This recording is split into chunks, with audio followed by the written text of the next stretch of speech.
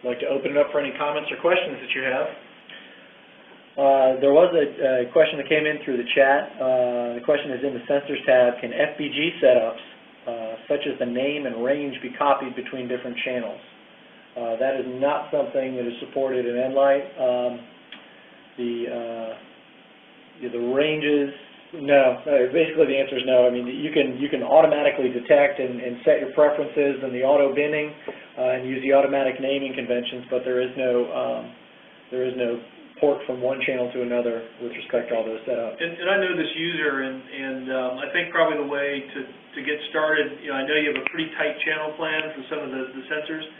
I would suggest that you ask for a large range, maybe plus minus 4 nanometers when the Create FBG dialog pops up, and also enforce a 1 nanometer interval or separation. I forget the terminology. Gap. Thank you.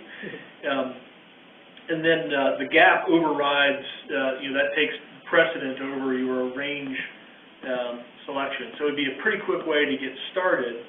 And then for those that you want to expand the range on or change and optimize, you can do that manually. But unfortunately, the answer is no to your primary question there about easily copying these things one to the next. I think that concludes our tutorial. So as Tom said, thank you so much for sticking with us.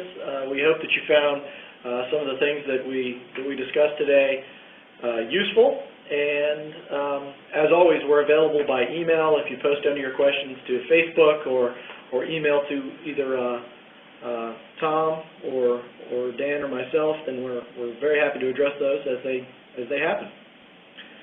So again, thank you very much, and happy ENLIGHTing.